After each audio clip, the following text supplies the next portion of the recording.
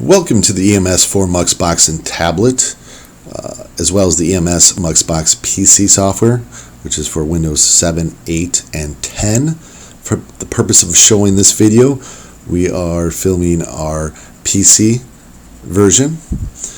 The software is downloaded to our Windows 7 computer, and we have our security dongle plugged in. On the tablet itself, we pre-install it on the tablet. We also disable most of the functionality of it. It can be reactivated once a call is made to us to unlock some of the features, but we do lock out the majority of the features of the tablet itself besides the software.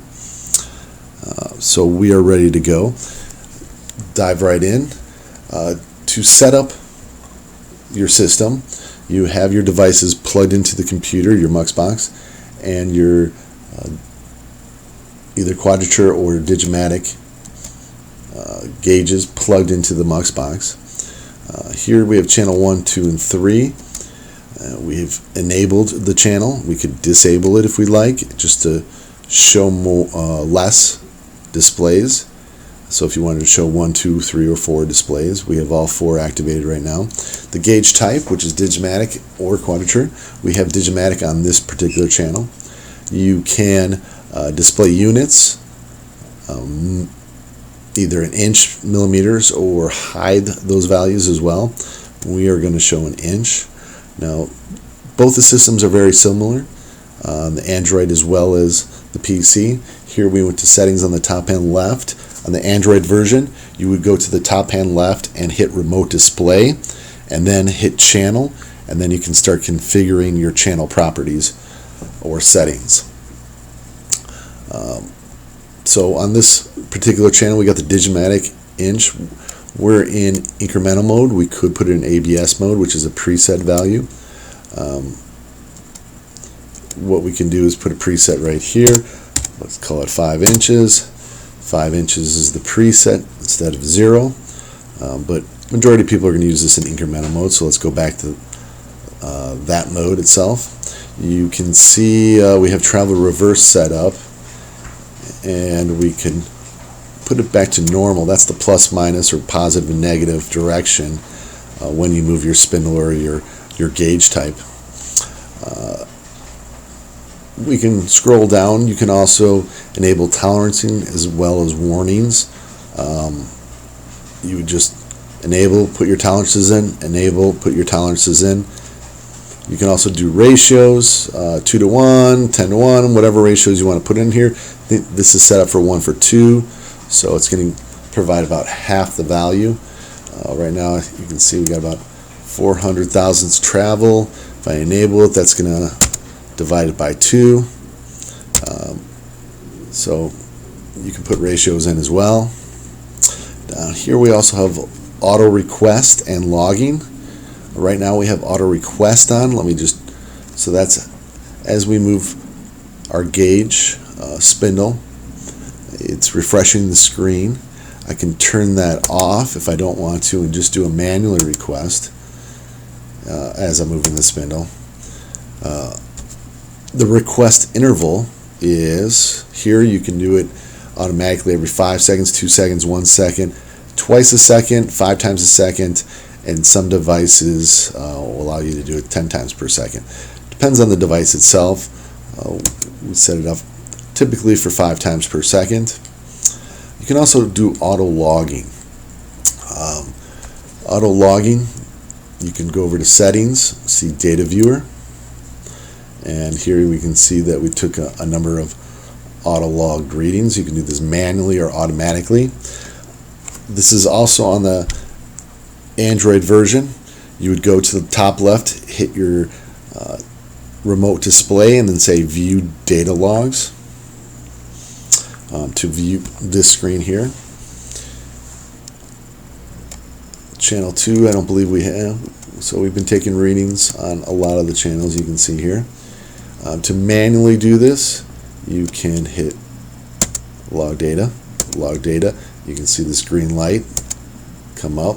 If you don't want to do that manually and want to take a reading over a certain time period, you would hit auto log and how often.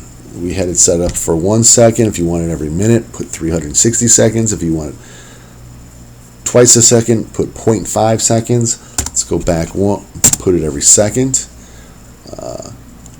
So now we have it activated every second. It is taking a reading. Every time you see this green light, it's taking a reading and showing it down here.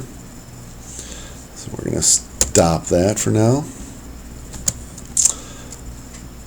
Now to import those into some kind of spreadsheet, it does save it as a CSV file. You would go up here to log directory, and you can type in your file type, and would save it to your desktop, where you could open it up as a CSV file. On the tablet itself, you could view data logs and then open, edit, copy to an SD card, or delete your files. So now we've set up the Digimatic. If you would like to now set up a quadrature device, let's look at channel 4 set up for a quadrature. We enabled the channel. Again, we can get different setups. You want to save a part number, type it in there, hit save. Next time you run that job, load that configuration up. We have quadrature now. This is where it's important to tell the software what type of sensor this is. Is it an inch sensor? Is it a millimeter sensor? That way we understand the data that's being sent to the MUX box and how to interpret it. We also need the resolution. Is it a 1/10? Is it a 50 millionths, a 20 millionths, a 4 millionths? What's the encoder? This particular encoder is a 1 inch,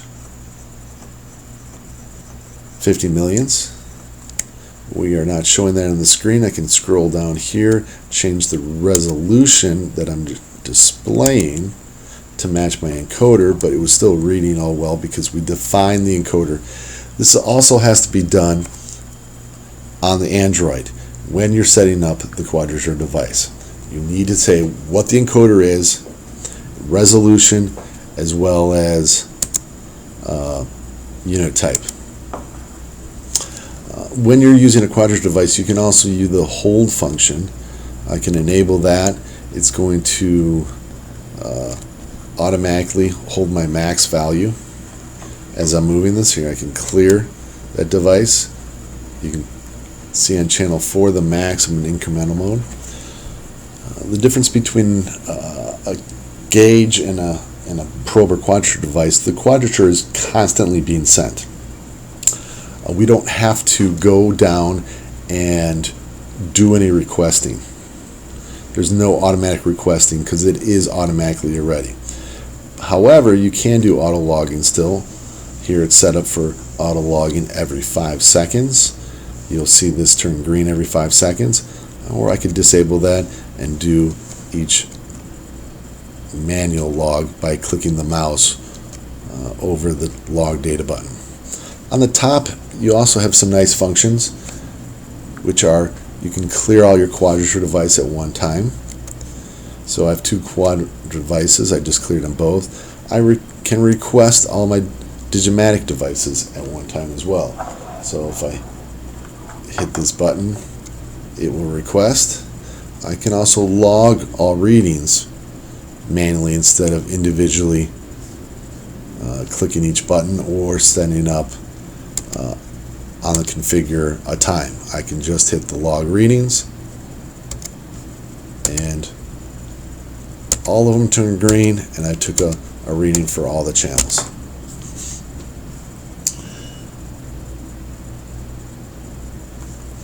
That is the basis of the software. There's a couple other nice little features if you would like to look at.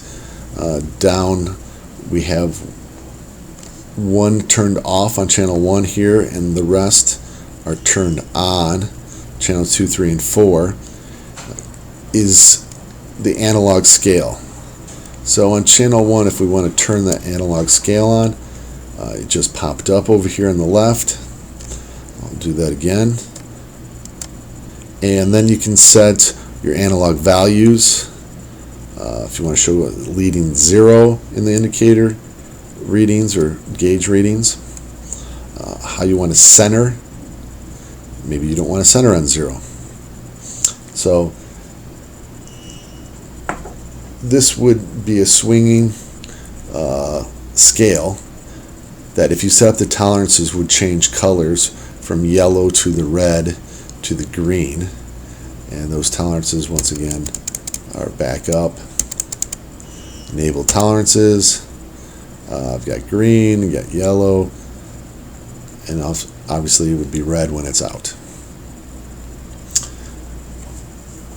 Thank you for joining us. If you have any more detailed questions, please look at the manual and then give us a holler regarding any more specific questions on the EMS for PC or tablet software. Thank you.